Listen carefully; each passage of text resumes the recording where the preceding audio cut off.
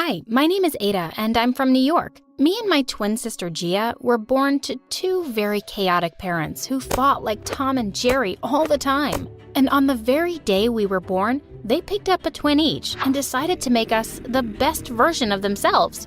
Ada is hungry. She needs milk. Oh, since you chose her, why don't you feed her from your nipples? Yep, Dad picked me, and growing up, he taught me the Turkish language because he was from Turkey. And Gia was Mom's favorite, so Mom taught her Italian because she was from Italy. Although we spoke English at home, that whole language thing kinda became the reason for all the chaos and misunderstandings in the family. Because of Mom and Dad's fights, I could never get close to Mom, and I hated that. So once, when I was 8, I decided to make a card for Mom for the new year and asked Gia for help. When Mom saw it, she went ballistic. Sei una vaca grassa, which meant you're a fat cow. God, you're so rude, Ada. Just like your jerk dad. I always knew I made the right choice by picking Gia. I was furious. That witch made me do this. I ran to Gia and pulled her by her hair. Why did you do that to me? 'Cause Dad loves you more than me, and I hate it. So what? Mom loves you more than me. Just then, Mom came and separated us and said something to Gia in Italian. What did you say? Not your freaking business. Go to your daddy and hug him. But Gia glared at me and spit at my face, and another fight broke out. She beat me to it, and I got a black eye, but I was so gonna get back at her. The funny thing was about us, Gia and I were identical twins. We both looked so much alike that even our parents couldn't tell us apart. And I was gonna use that against her. The next day, I went to school and punched a kid straight in the face. I rule the school. No one dares mess with me. Remember my name. It's Gia. That would land Gia in detention for sure. But my plan kinda backfired when both Mom and Dad were called to the principal's office. And when they couldn't figure out who it was between us, they started blaming each other for it in front of the principal. Sei stupido. Yeah, whatever. Same to you. Back at you. Così stupido tu animale. The principal let us off without any punishment because she just wanted to get my parents out of her office. But it's not like they ever stopped. On Thanksgiving dinner, Mom served pizza and Dad went ballistic. Where's the freaking turkey? Who even makes pizza on Thanksgiving? You stupid woman. Turkey, turkey. Go ask your mother to make you a turkey. And saying that, Mom threw a plate at Dad, which he avoided, but then Dad grabbed the ketchup bottle and pointed it at Mom. Don't you dare! This is a designer top. Watch me. And he squeezed out all of the ketchup onto Mom's top. Mom shrieked, and soon our dinner table turned into a war zone. Gia and I felt terrible. Mom and Dad didn't even care about any happy occasion or us anymore. They just fought all the time. Then one day in the 7th grade, when Gia and I got back home after school, Mom and Dad finally dropped the bomb on us. We are getting a divorce. Ada is going to live with her dad in Turkey, and Gia is going to live with me in Italy. What? No way! You can't do that! No, Mom! No, Dad! I can't live without you guys! I want all of us together! Please, don't do this! But they didn't listen to us and said it was final. Later that night, I went to talk to Gia in her room. I thought she might not listen to me, but she hugged me as soon as she saw me. Oh, Ada, I'm so glad you're here. Even though we fight all the time, I can't live without you and Dad, sis. We have to do something. What can we do? Our parents just hate us. They're selfish and only think about themselves. Then let's just run away. They'll get busy looking for us, and then they'll forget all about this stupid divorce thing. They'll understand how much we need them. I won't let this happen. I won't let them ruin our lives. We have to stay together no matter what. But Mom and Dad had already filed for the divorce, and within a week, they even signed the final papers. But then, I had a brilliant idea. I could switch places with Gia and go with Mom to Italy. We would tell them about the swap after 6 months. And when they'd meet again to exchange us, maybe they'd be less angry and realize that they still loved each other. Yes, this was perfect.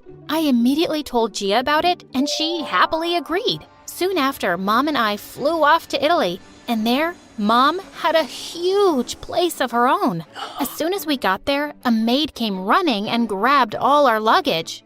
Benvenuta, signorina. And that's when it hit me. I could not understand a word of Italian. And this reminded me of Gia. She was also stuck in Turkey and didn't know a word of Turkish. God knows what kind of trouble she was going through. Merhaba birkaç erkek alabilir miyim? What are you saying, kid? Are you out of your mind? Soon after, Mom enrolled me in school, and my first day was a complete mess. The teacher asked me to introduce myself, and I said, Ciao, mi chiamo Gia, siete tutti brutti. Everyone gasped and looked at me like I'd cursed them. All I said was they were nice, but for some reason, none of them would talk to me now. The next day during lunchtime, pizza was being served in the cafeteria, but I noticed there wasn't enough cheese on top. Can I get more cheese on this? The server stared at me like I had asked for her kidney. And dude, this was a clear mistake. Asking for more cheese in Italy is considered super rude, but I didn't know that. Cheese? Vacca grassa? The lady glared at me and jumped over the food counter to attack me. She chased me for a mile around the school until the principal caught us both. She sternly told me off for being rude and said she was going to call my mom later. And I felt like a terrible kid. Mom was already dealing with the divorce, and now I was adding more to her troubles. I thought I'd apologize to her as soon as I got home, but what I saw next shocked me. Mom was having a pool party with her friends, and they were all having the time of their lives. What the crap? Mom, what's going on here? Oh, honey, I'm having so much fun. You should join us. If I knew life without your father would be so amazing, I'd have divorced him before the wedding. I feel like I'm 20 again. Woohoo! What? I thought she'd be missing Dad and me, but she was having a blast. This was so weird and not what I expected. I quickly went to my room and called Gia to tell her how Mom was going completely crazy. But what she told me shocked me even more. Dad was gonna get engaged within a week. This was insane. We had to get Mom and Dad back together soon, by any means possible. The next day, I was all set to break the news to Mom, but what I saw almost gave me a heart attack. She introduced me to a not-so-handsome man as her boyfriend. Ciao, sono Roberto, signorina. And before I could even say anything, they put me in a car and took me shopping with them. But I had to do something to get rid of all this Italian pasta sauce at all costs. When Mom went inside the changing room, I told him to leave her alone. Voglio che tu ami mia madre. Suddenly, he had tears in his eyes, and he hugged me. What was wrong?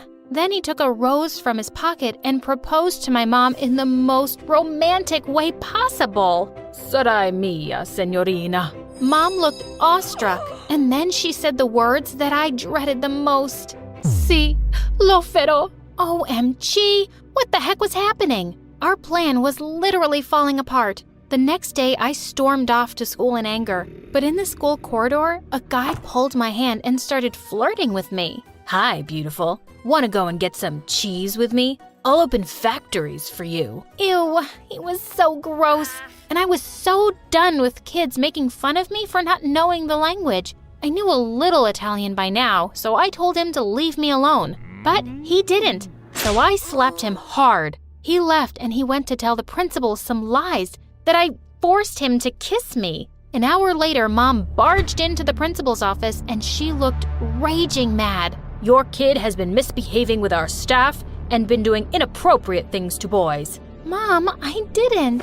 Oh, I know my daughter very well. It's the school that's stupid, and I'm putting her into a better one. We are done here. Oh my God, she was so unpredictable. While driving me back home, I thought Mom would scold me, but instead, she said something that completely shocked me. It's okay, honey. If you're ever in a place where you're unhappy, then you can always move away. Just like I did, Ada. What? Did she just call me by my real name? Mom, you know? Of course I know. You're my child. Really? Well, no. This morning after you left for school, I went to your room and I saw your pink-colored undies, which Gia hates. But why did you do this, honey? Imagine everything Gia has been going through there. She doesn't even know the language. We want you guys to get back together. But Mom, didn't say a word to that, and as soon as we reached home, she called Dad and told him everything. But Dad, like always, wouldn't believe her. I'm not going to fall for your pranks, woman. Do you think I'm a fool? Of course I know it's my daughter. It's Ada. But minutes later, he called her back saying he knew from the beginning it wasn't me. Mom immediately got on a plane with me. When we landed at the airport, I saw Gia and Dad waiting for us outside. I ran towards her and she hugged me as soon as she saw me. I missed you so much, sister. Minutes later, Mom asked Gia to follow her and Dad asked me to come with him, but I had to try one last time. Enough, you guys. We are not going anywhere. We want to live together like a family. Please, can't you do this for us? Yes, I want to live with Ada and Mom. Not like this, where I feel so empty and alone and unloved. I want to be happy. Mom and Dad looked at us in complete surprise. Oh, honey, why would you ever think you're alone? No matter what happens between me and Mom, nothing could ever change the fact that we're your parents, and we love you so much. You'll always have both of us. Then why can't we all live together? Because that won't make any of us happy. We wanted to raise you in a happy home with great memories, but living together, we could never give you any of that. And now look at us. We are happy, and we can give you the best of the world, only if you choose to accept it. Suddenly, I had tears in my eyes. Maybe Mom was right. She looked a lot happier and healthier than she ever used to be with Dad. And Dad, he looked like he was going to explode with joy. And now, the only people fighting against this happiness was me and Gia. This had to stop. I looked at her, and she looked at me, and we knew what the right thing to do was.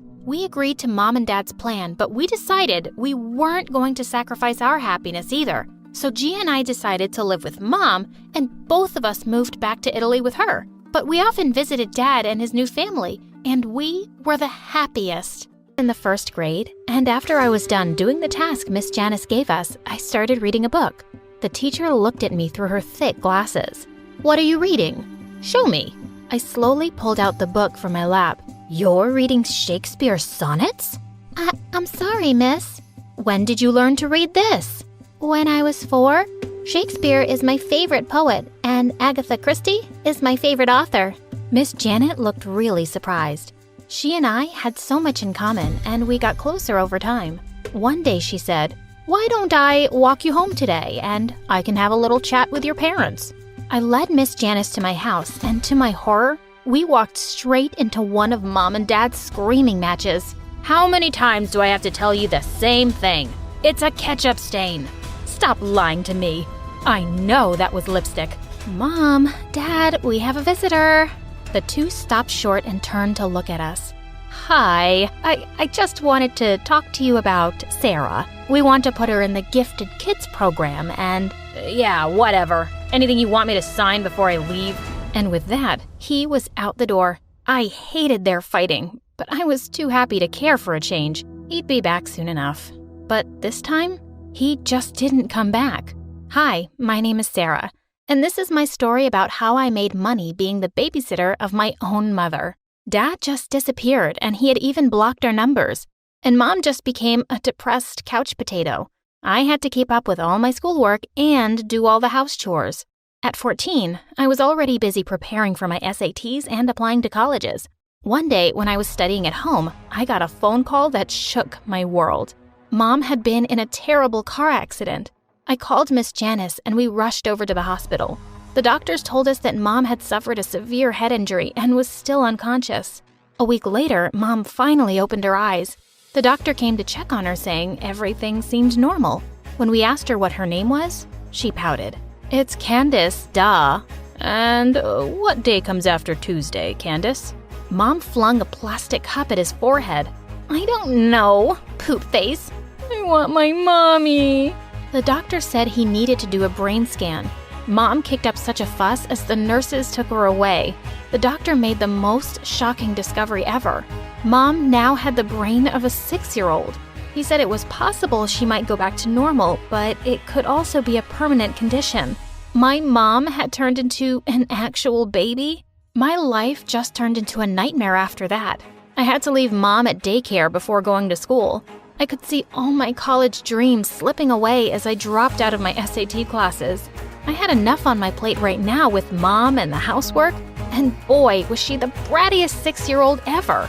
One day, when I just finished making dinner, I went to her room and found her busy pulling out everything from the cupboards and throwing it on the floor.